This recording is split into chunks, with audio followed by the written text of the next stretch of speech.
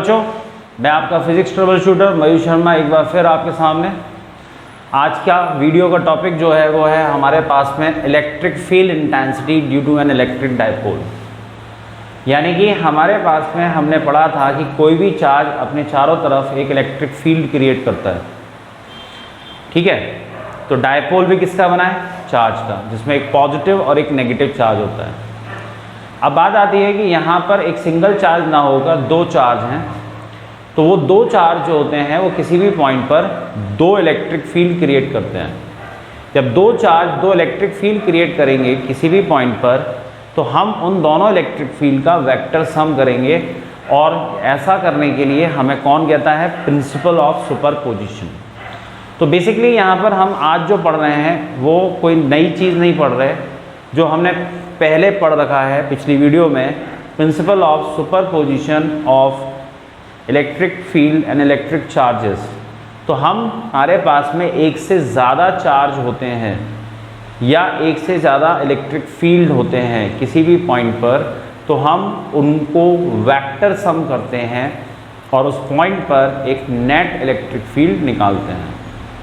तो हमारे पास में जो बोर्ड में दो तरीके से इलेक्ट्रिक फील्ड निकालने के लिए आता है, उसके ऊपर क्वेश्चन आता है, डेरिवेशन आता है।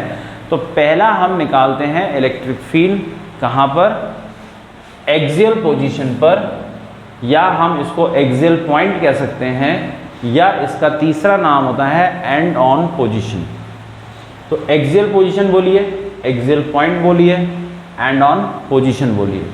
तो जब हम यहाँ पर देखते हैं तो इस तरीके से हमारे पास में we have different names for the same position. तो जैसे आप डायग्राम में देख पा रहे हो, तो यहाँ पर मैंने एक डायपोल बनाया है -q +q। दोनों के बीच में ये जो डिस्टेंस है वो 2l रखी है। A से B तक जो है डिस्टेंस 2l है और डायरेक्शन P कौन है? हमारा इलेक्ट्रिक डायपोल मोमेंट। तो यहाँ पर ये जो इलेक्ट्रिक डायपोल मोमेंट होता है P, it is equal to Q × 2l। इसकी डायरेक्शन नेगेटिव टू पॉजिटिव होती है, ठीक है मेरे बच्चे। अब हम आगे बढ़ेंगे, तो हमें यहाँ पर A और B का ये जो मिड पॉइंट है O, तो जब ये मिड पॉइंट होगा तो यहाँ से यहाँ तक की ये जो डिस्टेंस है वो L होगी और यहाँ से यहाँ तक की डिस्टेंस L होगी। ऐसा हम क्यों करते हैं कि हम 2l क्यों लेते हैं? क्योंकि ऐसा करने से जो हमारा फॉर्मूला निकल के आएगा वो कन्वीनियंट होता है याद करने में, और न्यूमेरिकल्स में उसे हम यूज़ करते हैं, तो कैलकुलेशन में हमारे लिए हेल्प होती है। ये जो पॉइंट है C, इसको बोलते हैं हम एक्सियल पॉइंट, ठीक है। एक्सियल पॉइंट का मतलब होता है कि डायपोल को मिलाने वाली ये जो लाइन है ये एक्सिस कहलाती है, एक्सिस ऑफ डायपोल। तो ये जो लाइन है दिस इज द ये लाइन हमारे पास में क्या है? Axial line. तो किसी भी डायपोल को, चार्जेस को मिलाने वाली लाइन एक्सियल लाइन कहलाती है, और इस पर ये जो पॉइंट है this is called axial point. तो बात आती है यहाँ पर हमारे पास में एक -q है, एक +q है, तो ये हमारे पास में दो इलेक्ट्रिक फील्ड यहाँ पर बनाएगा, ठीक। और हमारे पास में C पॉइंट पर जो नेट इलेक्ट्रिक फील्ड होगा वो दोनों इलेक्ट्रिक फील्ड का वेक्टर सम होगा, और this is called principle of superposition. अब ये प्लस चार्ज है, तो प्लस चार्ज का इलेक्ट्रिक फील्ड चार्ज से दूर, अवे, आउटवर्ड होता है। तो ये हमारे पास में ये इलेक्ट्रिक फील्ड हो गया, इसको मैं नाम दे देता हूँ E+, यानी कि electric field of positive charge. ये माइनस चार्ज है, तो ये माइनस चार्ज जो है वो इनवर्ड, अपनी तरफ, ठीक है। तो अब आप ये डायरेक्शन देखना चाहते हैं, तो आप ये इमेजिन करिए कि जिस पॉइंट पर इलेक्ट्रिक फील्ड है हम वहाँ खड़े हुए हैं। जैसे हम C पे खड़े हुए हैं और हम +q को देख रहे हैं, तो जब ये +q को देख रहे हैं तो हम +q से दूर जा रहे हैं। क्यों? क्योंकि इसका फील्ड आउटवर्ड अवे है, और माइनस की तरफ जा रहे हैं क्योंकि इसका फील्ड इनवर्ड या टुवर्ड द चार्ज है। तो जब हम यहाँ पर देखेंगे तो यहाँ पर हमारे पास में ये E नेगेटिव हमारे पास में इलेक्ट्रिक फील्ड हो गया, और E पॉजिटिव एक इलेक्ट्रिक फील्ड हो गया, ठीक है। गौर करने वाली बात यह है कि मैंने ये एरो बड़ा बनाया है, ये एरो मैंने छोटा बनाया है। ऐसा क्यों? क्योंकि हमारे पास में डिस्टेंस के साथ में इलेक्ट्रिक फील्ड की जो वैल्यू होती है वो कम होती है। ये वाला जो चार्ज है वो इस पॉइंट के पास में है और ये वाला जो चार्ज है वो इस डिस्टेंस पॉइंट से दूर है। चार्जेस का मैग्नीट्यूड सेम है, तो इलेक्ट्रिक फील्ड का मैग्नीट्यूड किस पे डिपेंड करेगा? डिस्टेंस पर। तो plus q will form a larger electric field than the minus q. अब ये दो वेक्टर्स हैं, इन दो वेक्टर्स की डायरेक्शन अपोजिट है, तो लॉ ऑफ पैरेललोग्राम के हिसाब से अगर हम चलें या वेक्टर एडिशन के हमारे लॉ ऑफ वेक्टर एडिशन से हम चलें, तो जब दो अपोजिट वेक्टर्स होते हैं तो हम बड़े वाले में से छोटे वाले को माइनस करते हैं। तो बड़ा कौन है यहाँ पर? E plus is greater than E minus. तो हमने यहाँ पर बड़े इलेक्ट्रिक फील्ड में से छोटे इलेक्ट्रिक फील्ड को क्या कर दिया? माइनस कर दिया। ठीक है, तो जब हम इसको ऐसा करेंगे तो हमारे पास में electric field at C due to किसकी वजह से? Plus Q। तो हमारे पास में देखिएगा तो ये E प्लस की जो वैल्यू होगी इसके लिए फॉर्मूला होता है 1/4 पाई एप्सिलॉन नॉट Q यानी कि चार्ज और R यानी कि डिस्टेंस। लेकिन यहाँ R डिस्टेंस बेसिकली है क्या? It is the distance between the charge and the point. तो ये हमने जो R डिस्टेंस ली है वो मिड पॉइंट से ली है जो हमारा रेफरेंस पॉइंट है। तो यहाँ पर हमारे पास में जो डिस्टेंस आएगी वो हो जाएगी R माइनस एल का होल स्क्वायर और इसकी जो डायरेक्शन होगी ये क्या होगी? अलोंग BC, B से C की तरफ। ठीक है, तो R माइनस एल कैसे आया? यहाँ से लेके यहाँ तक R, यहाँ से लेके यहाँ तक L, तो R में से मैंने L को माइनस किया, तो ये जो डिस्टेंस B और C के बीच बची वो है R माइनस एल।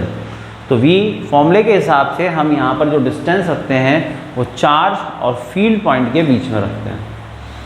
अब अगर हम यहाँ पे देखेंगे तो ये हमारे पास में electric field at C due to minus Q, तो E नेगेटिव जो है वो हमारे पास में 1/4 पाई एप्सिलॉन नॉट Q। तो मैंने आपको हमेशा बताया है कि जब भी हम कोई वेक्टर क्वांटिटी को कैलकुलेट करते हैं तो we only take the magnitude, sign हम नहीं लेते। तो माइनस चार्ज का इलेक्ट्रिक फील्ड भी हम उसमें साइन नहीं लेंगे। तो Q चार्ज है तो माइनस हटाकर Q लेंगे और डिस्टेंस अब हो जाएगी यहाँ तक R और R के साथ में ये और एक्सटेंड कर गया यानी कि L इसमें ऐड हो जाएगा। तो now it be R plus L का होल स्क्वायर और इसकी डायरेक्शन होगी अलोंग CA यानी C से A की तरफ। ठीक है, तो इन दोनों में आप कंपेयर करेंगे तो यहाँ पर आपको मैंने जो लिखवाया है वो आपको पता लगेगा। इसमें बाकी क्वांटिटीज सेम है, यहाँ R माइनस एल है, ये R प्लस एल है। ये डिनोमिनेटर छोटा है, ये डिनोमिनेटर बड़ा है, तो छोटे डिनोमिनेटर की वजह से वैल्यू ज़्यादा आती है और बड़े डिनोमिनेटर की वजह से वैल्यू छोटी आती है। अब जब हम यहाँ पे देखेंगे तो हमारे पास में इस तरीके से हमारे पास में E इलेक्ट्रिक फील्ड यानी कि नेट इलेक्ट्रिक फील्ड अब हम कहाँ निकालना चाहते हैं? एट P नहीं है हमारे पास, पॉइंट C है, सॉरी। तो net electric field at C पर हम यहाँ पे निकालना चाहते हैं। तो हमारे पास में E प्लस में से मैं E माइनस को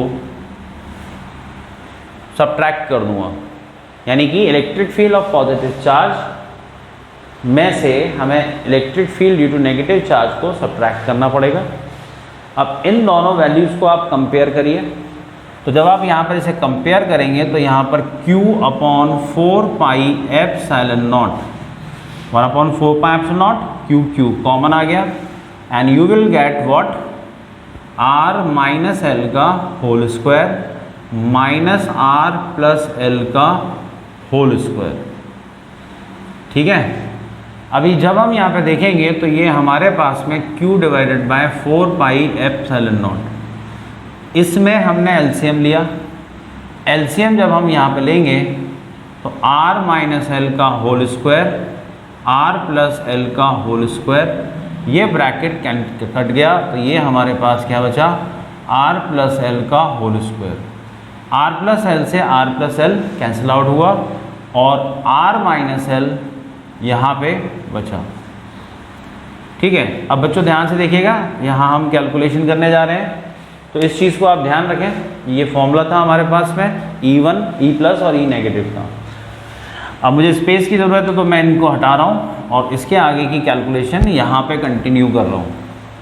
तो जब हम यहाँ पर इसको आगे कंटिन्यू करेंगे तो ये हमारे पास आ जाएगा E is equal to Q divided by 4 pi epsilon nought. तो ये हो जाएगा a square plus b square plus 2RL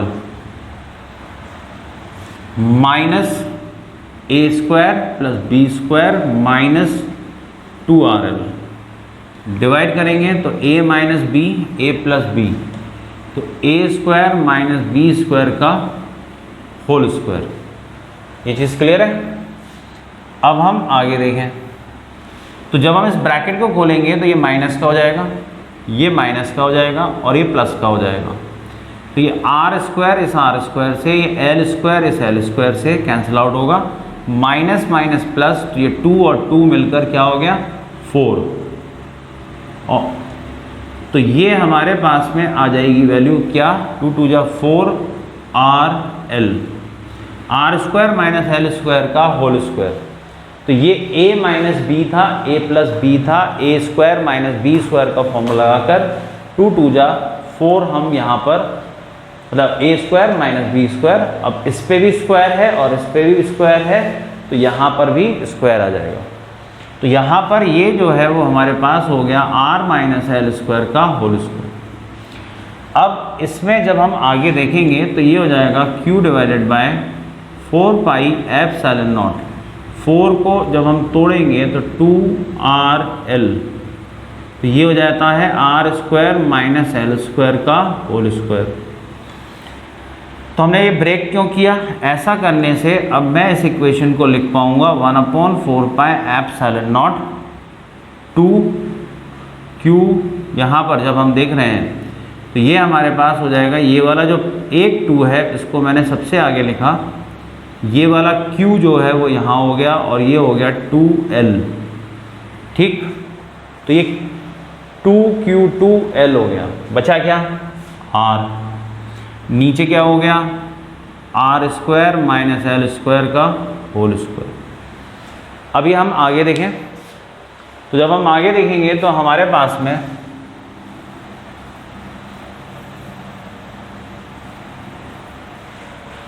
इस तरीके से जब हम यहाँ देखते हैं तो ये E is equal to 1/4 pi epsilon nought.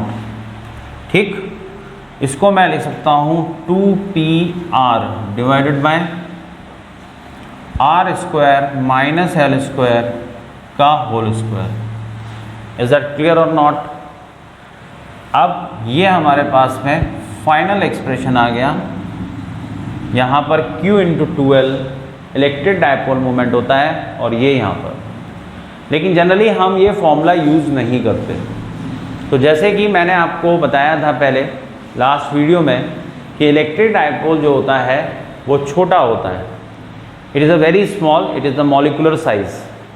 तो यहाँ पर फॉर शॉर्ट डायपोल, अगर हमारा डायपोल छोटा है, अगर हमारा डायपोल छोटा होगा तो यहाँ पे R is greater than L। तो अगर आप सोचिए कि अगर मेरे पास में एक वैल्यू है 0.1 और मैं इसका स्क्वायर कर दूं तो 0.1 का स्क्वायर, तो ये वैल्यू आएगी 0.01। तो जब भी हम एक छोटी वैल्यू का यानी एक से छोटी वैल्यू का स्क्वायर करते हैं तो वो और छोटी हो जाती है। तो R बड़ा है, L बहुत छोटा है, L का स्क्वायर किया है तो L स्क्वायर करने से ये वैल्यू बहुत छोटी हो गई है। और जब ये वैल्यू बहुत छोटी हो गई है तो हम L स्क्वायर को नेगलेक्ट कर सकते हैं। तो हमने इस एक्सप्रेशन में से इस एल स्क्वायर को हटा दिया, तो what will we get? We will get 1/4 pi epsilon naught 2p r square की पावर 2। तो ये जो है वो हमारे पास में 1/4 पाई एप्सिलॉन नॉट 2p, 2 2 जा 4, नीचे पावर हो गई 4, ऊपर r, तो ये हो जाएगा 2p upon r³ and this is the final expression. यानी कि ये हमारे पास में एक्सियल पॉइंट पर इलेक्ट्रिक फील्ड का फॉर्मूला है ड्यू टू एन डायपोल। यानी हमारे डायपोल्स के सेंटर से r डिस्टेंस पर एक्सियल लाइन पर अगर कोई पॉइंट है तो उस पर इलेक्ट्रिक फील्ड जो होता है वो 1/4 pi epsilon naught 2p upon r³ आता है। अब बात आती है कि यहाँ पर हम डायपोल की डायरेक्शन देखना चाहते हैं। तो डायपोल की जब हम डायरेक्शन देखना चाहते हैं, इलेक्ट्रिक फील्ड की जो डायरेक्शन है वो हम यहाँ पर कैलकुलेट करना चाहते हैं, तो वो कैसे देखेंगे? अब देखिए यहाँ पर है क्या कि ये मेरे पास में ये डायपोल था, तो मैं क्या बताने जा रहा हूँ आपको? डायरेक्शन ऑफ ई की डायरेक्शन क्या होगी? ठीक है बच्चे, तो मेरे पास में दोनों तरफ एक पॉइंट हो सकता है, ये P मान लेता हूँ मैं इसे, P से आपको कन्फ्यूजन हो सकता है तो मैं C ले लेता हूँ इसे, और इसे यहाँ पर C डैश, क्योंकि डायपोल मोमेंट के लिए ऑलरेडी हम P यूज़ कर रहे हैं तो C हम ले रहे हैं, तो आप कंफ्यूज ना कीजिएगा। अभी ये हमारे पास में -q, ये +q, ये हमारा डायपोल मोमेंट था। अब मैं आपको ये बताना चाह रहा हूँ कि डायरेक्शन ऑफ इलेक्ट्रिक फील्ड क्या होगी। अभी हमने मैग्नीट्यूड को निकाल लिया, अब होगा क्या कि जब हमने यहाँ पर देखा था, जैसे भी हम डेरिवेशन कर रहे थे, तो ये E+ था और ये E- था, तो यहाँ पर E+ is greater than E-, तो हमारे पास में E नेट जो आया था उसकी डायरेक्शन कहाँ होगी? बड़े वाले की तरफ, यानी कि इसकी तरफ। तो इसकी डायरेक्शन और इस P की डायरेक्शन क्या है? सेम। तो C पॉइंट के लिए अगर मैं आपसे ये कहूँ कि इलेक्ट्रिक फील्ड की डायरेक्शन क्या होती है, it is along the P। तो जो इक्वेशन मैंने अभी आपको लिखवाई थी, अगर मैं इसको वेक्टर फॉर्म में लिखना चाहता हूँ तो 1/4 pi epsilon naught 2p upon r³। तो ये इक्वेशन हमें ये बता रही है कि इलेक्ट्रिक फील्ड की डायरेक्शन और इस P की डायरेक्शन सेम है, यानी हमारा इलेक्ट्रिक फील्ड P की डायरेक्शन में। अब बात आती है, क्या ये बात C डैश के लिए भी सही है? तो ये C डैश के लिए भी सही होगी। अब आप कहेंगे कैसे?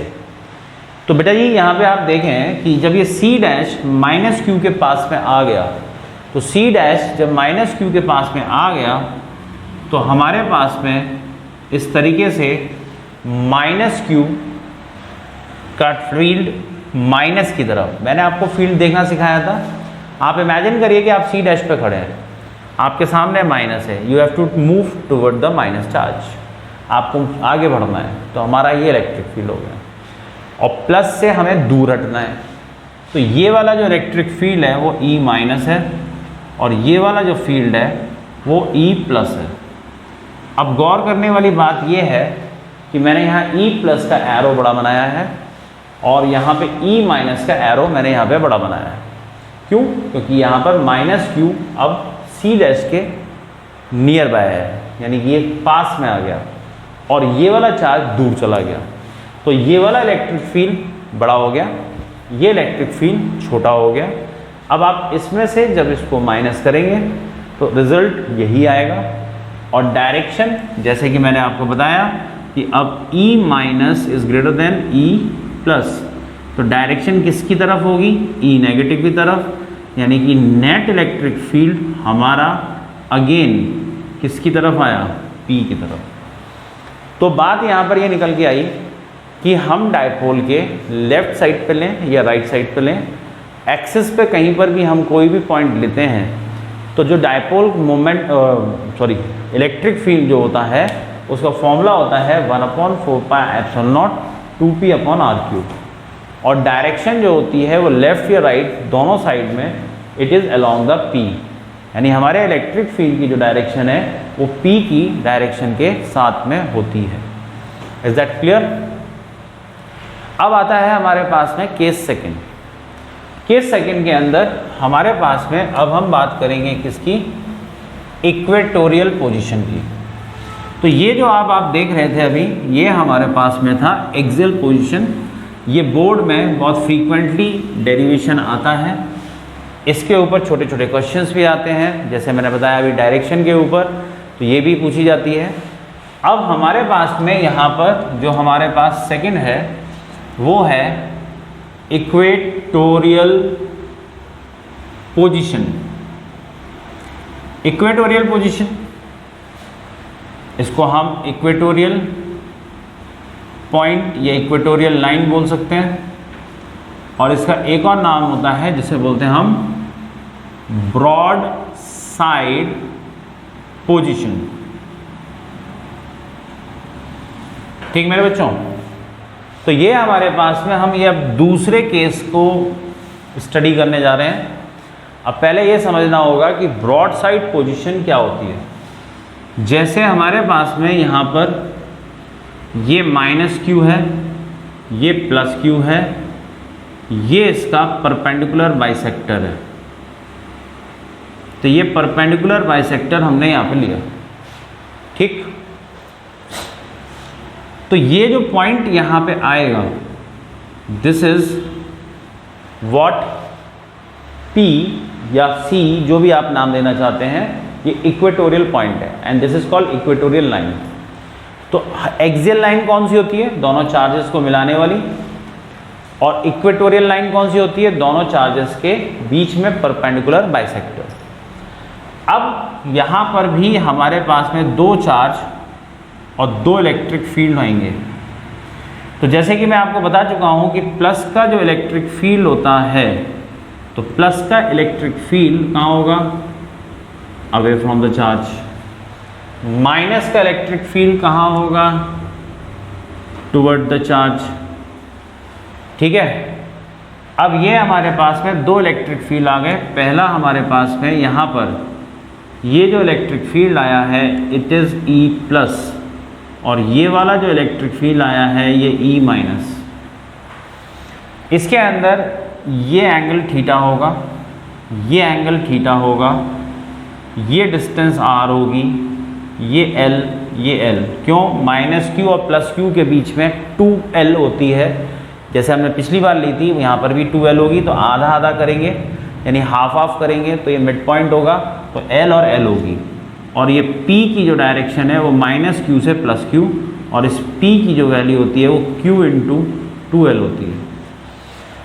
अब बात आती है कि हमें फिर दोबारा से वेक्टर सम करना है। तो इन दो वेक्टर्स को ऐड करने के लिए मैं आपको एक नया मेथड बता रहा हूँ, रिजोल्यूशन मेथड। और उस रिजोल्यूशन मेथड से हमारा काम थोड़ा सा आसान हो जाता है, और हम यहाँ पर इस तरीके से इन दोनों वेक्टर्स के कंपोनेंट करते हैं। और कंपोनेंट करने के लिए हमारे पास में ये इस तरीके से, ये जो आप डायग्राम देख रहे हो, इसके अंदर हमने ये एक रेक्टेंगल फॉर्म किया है। अब जैसे बच्चे आप अपने फ़ोन में जूम कर देते हो, जूम, तो वैसे ही मैं इसको जूम करने वाला हूँ। ये एंगल थीटा यहाँ पर है, ये एंगल थीटा यहाँ पर है। तो पहले थोड़ी सी बेसिक चीज़ देख लें। ये L है, ये R है, ये पॉइंट मैंने मान लिया A, ये पॉइंट मान लिया मैंने B। तो ये वाली जो AC और BC, AC ये हो गया, BC ये हो गया, तो इसके निकालने के लिए ये जो डिस्टेंस होगी ये होगी R square plus L square. ये हमने पाइथागोरस थ्योरम लगाया है। क्या लगाया? Pythagoras theorem. यहाँ मुझे आगे कॉस थीटा की वैल्यू चाहिए होगी। तो कॉस थीटा जो होता है बेस अपॉन हाइपोटेन्यूस, यानी कि ये हो जाएगा L अपॉन L हमारे पास बेस, AC यानी कि हाइपोटेन्यूस, तो ये हो जाएगा under root R square plus L square. और हम लिख पाएंगे R square plus L square की पावर 1/2। ठीक, अब बात आती है कि हमें यहाँ पर करना क्या है। मैंने अभी आपको बताया ना, फ़ोन पे आप क्या करते हो, स्क्रीन पे देखते हो, ऐसा करते हो, जूम हो जाता है। तो आप समझो कि मैंने ये जो है जूम कर दिया, और जूम करने के बाद में मैंने इस डायग्राम को कुछ इस तरीके से आपको मैं दिखा रहा हूँ, जिससे आप इसे अच्छी तरीके से समझ सकें। यहाँ पर ये जो पॉइंट है वो O है, C। अब इस C के अंदर ये जो मैंने वेक्टर बनाया है 2, तो ये वाला जो वेक्टर है ये हो गया हमारे पास E+, और ये जो वेक्टर है वो क्या हो गया E-। इस डायग्राम के हिसाब से ये थीटा और ये थीटा इक्वल होंगे क्योंकि करस्पॉन्डिंग एंगल्स हैं। ये थीटा और ये थीटा इक्वल होंगे क्योंकि ऑल्टरनेटिंग एंगल्स हैं। तो कुल मिलाकर ये एंगल भी थीटा और ये एंगल भी थीटा। अब यहाँ पर हम रेक्टेंगुलर कंपोनेंट करते हैं, ऐसे कंपोनेंट जो एक दूसरे के कैसे हों, परपेंडिकुलर हों। तो मैंने E+ को लिया, तो ये E+ साइन थीटा आएगा और ये आएगा E+ कॉस थीटा। ऐसा क्यों?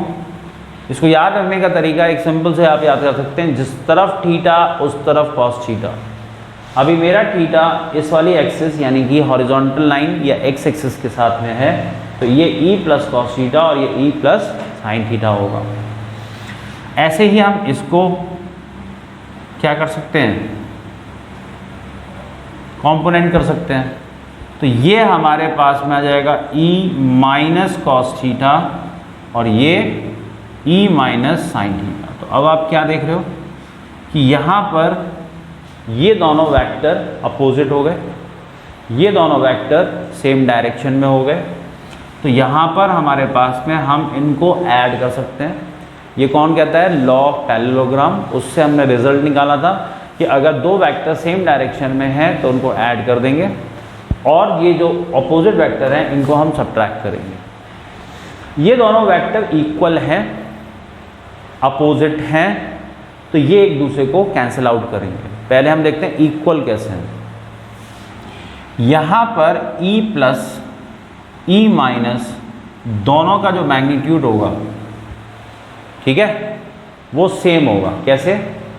हमारा फॉर्मूला होता है इलेक्ट्रिक फील्ड का 1/4πε0 Q/r। r मतलब डिस्टेंस होती है चार्ज से पॉइंट तक की, चार्ज से पॉइंट तक की। दोनों चार्ज का मैग्नीट्यूड Q है, तो दोनों के लिए Q सेम रहेगा।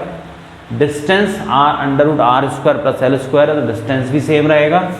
तो मैं यहाँ पर लिख सकता हूँ √r² + l² का होल स्क्वायर। तो 1/4πε0 Q r² + l² की, ये रूट से ये स्क्वायर हट गया और वैल्यू आ गई r² + l²। इसमें E+ की जो डायरेक्शन है उसको हम लिखेंगे अलोंग BC, B से C की तरफ, और E- की डायरेक्शन लिखेंगे हम C से A की तरफ। अब बेसिकली यहाँ पर अगर आप देखें तो ये E+ और E- इक्वल हैं, तो E+ और E- इक्वल हैं, साइन थीटा इक्वल हैं, तो ये वेक्टर और ये वेक्टर कैंसिल आउट हो जाएगा। ठीक है, यानी कि इन दोनों का रिजल्टेंट 0 होगा, they are equal and opposite. ऐसे ही अगर आप इन दोनों को देखोगे तो इन दोनों वेक्टर को हम ऐड करेंगे, तो यहाँ पर जब ये ऐड हो जाएंगे तो E cos थीटा और E- cos थीटा दोनों को हमने ऐड किया, तो हमारे पास में रिजल्टेंट इलेक्ट्रिक फील्ड होगा E+ cos theta E- cos theta. तो हम यहाँ पर इसको लिख पाएंगे E+ cos theta E+ cos theta. ऐसा क्यों? क्योंकि E+ और E- वैल्यू सेम है, तो हम यहाँ पर अल्टीमेटली लिख पा रहे हैं E+ cos theta. Now you have to put the values. तो ये हमारे पास में वैल्यू आएगी 1/4πε0 Q। तो ये हमारे पास में Q अपॉन आर स्क्वायर, तो आर स्क्वायर की वैल्यू हमारे पास में थी R square plus L square, और इसकी पावर हम ले लेते हैं 1, जिस पे कोई पावर नहीं होती उसकी पावर 1 होती है। अब इसमें अगर हम यहाँ पे देखेंगे तो ये Q अब क्या रह गया कॉस थीटा, तो कॉस थीटा की वैल्यू हम यहाँ निकाल चुके हैं। अब कॉस थीटा की वैल्यू जो हम यहाँ निकाल चुके हैं तो ये L R square plus L square की पावर 1/2। तो मेरे बच्चे यहाँ पे देखें 1/4 पाई एप्सिलॉन नॉट, ये Q, ये 2, ये L, तो Q 2L, और नीचे यहाँ पर क्या हो जाएगा R square plus L square की पावर 1 प्लस 1/2, पावर हो गई 3/2। तो अब हम फाइनल रिजल्ट की तरफ आ रहे हैं। फाइनल रिजल्ट की तरफ जब हम आ रहे हैं तो यहाँ पर हमारे पास में फाइनली इलेक्ट्रिक फील्ड जो है उसका फॉर्मूला निकल के आया है 1/4 pi epsilon not P upon R square plus L square की पावर 3/2। ठीक है, अभी हम यहाँ पर देखें तो ये हमारे पास में इलेक्ट्रिक फील्ड निकल के आया कौन से पोजीशन पर, इक्वेटोरियल पोजीशन पे। अब जब इक्वेटोरियल पोजीशन में निकल आया तो मैंने आपको बताया था कि जनरली हमारे पास डायपोल जो होते हैं वो शॉर्ट डायपोल होते हैं, R is greater than L। तो पहले वाले डेरिवेशन में हमने देखा था कि एल स्क्वायर इस कंडीशन में बहुत छोटी वैल्यू होती है जिसको हम नेग्लेक्ट कर देते हैं। तो अगर मैं इस एल स्क्वायर को हटा दूंगा तो मेरे पास में क्या रह जाएगा 1/4 pi epsilon not P R square plus L square, तो एल स्क्वायर हट गया, पावर रह गई 3/2, इस 2 से ये 2 कैंसिल आउट हो गया। तो मेरे पास में इलेक्ट्रिक फील्ड का जो फॉर्मूला बचा वो क्या बचा, तो देखिए हमारे पास में इलेक्ट्रिक फील्ड का जो फॉर्मूला यहाँ पर बचा है तो वो ये बचा है 1/4 pi epsilon not P upon R cube. गौर करने वाली बात ये है कि जैसे ये इक्वेटोरियल पर हो गया, E एक्सियल पे जो हमने निकाला था तो ये फॉर्मूला निकल के आया था 1/4 pi epsilon naught 2P upon R cube. तो यहाँ पे दो डिफरेंस होते हैं इक्वेटोरियल और एक्सियल पर। तो पहले तो फैक्टर 2 चेंज हो जाता है, ऊपर 2 नहीं आएगा, नीचे 2 आएगा। दूसरा चेंज आता है डायरेक्शन पे। तो हमने जब इसे वेक्टर फॉर्म में लिखा था तो ये E और ये P दोनों की डायरेक्शन क्या थी, सेम। अब इधर गौर करिए कि जैसे हम इस डायग्राम को कंपेयर करेंगे, जब ये दोनों वेक्टर ऐड होंगे तो जो रिजल्टेंट वेक्टर यानी E इक्वेटोरियल आएगा वो इस तरीके से आएगा। ये हमारे पास में E इक्वेटोरियल होगा और ये P होगा। तो P और E इक्वेटोरियल दोनों एक दूसरे के कैसे हैं, अपोजिट। तो जब मैं इस इक्वेशन को लिखूंगा वेक्टर फॉर्म में तो यहाँ पर मुझे यहाँ माइनस साइन लगाना पड़ेगा। तो ये दोनों इलेक्ट्रिक फील्ड हमें क्या बता रहे हैं, ये हमें ये बता रहे हैं कि जो एक्सियल इलेक्ट्रिक फील्ड होता है, ठीक है, वो -2 टाइम्स ऑफ E इक्वेटोरियल होता है। मतलब अगर आप इसमें 2 का मल्टीप्लाई कर देंगे तो ये -2E इक्वेटोरियल हो जाएगा। ठीक है, तो एक्सियल पॉइंट का इलेक्ट्रिक फील्ड इक्वेटोरियल पोजीशन के ट्वाइस होता है और अपोजिट होता है। यानी कि एक वेक्टर फील्ड यानी कि E एक्सियल फील्ड की डायरेक्शन में और E इक्वेटोरियल P के अपोजिट डायरेक्शन में, यानी E एक्सियल P के साथ और E इक्वेटोरियल P के अपोजिट। तो दोनों के बीच में यानी कि E एक्सियल, तो जैसे अगर हम यहाँ पर ये डायपोल देखें, ये बोर्ड में भी क्वेश्चन आ चुका है -Q + Q। तो जब हम यहाँ पे P देखेंगे तो जैसे अगर मैंने यहाँ पर एक पॉइंट दिया एक्सियल पर और एक पॉइंट मैंने यहाँ लिया है इक्वेटोरियल पर, तो यहाँ पर इलेक्ट्रिक फील्ड E एक्सियल इस तरीके से होगा P के साथ और E इक्वेटोरियल कहाँ होगा, P के अपोजिट, और दोनों वैल्यूज़ में डिफरेंस कितने का होता है। जैसे अगर हम ये डिस्टेंस और ये डिस्टेंस सेम ले लें तो यहाँ पर अगर वैल्यू 100 है तो यहाँ पर 50 होगी, यहाँ वैल्यू 4 है तो यहाँ 2 होगी। तो इस तरीके से आज के इस वीडियो में हमने देखा कि इलेक्ट्रिक फील्ड हम कैसे कैलकुलेट कर सकते हैं due to an electric dipole for equatorial position as well as the axial position. ठीक है, तो बच्चों मिलते हैं फिर दोबारा से अगली वीडियो में। तब तक हमारे इस वीडियो को शेयर करिए, लाइक करिए, सब्सक्राइब करिए और पूरी वीडियो देखना ना भूलिए।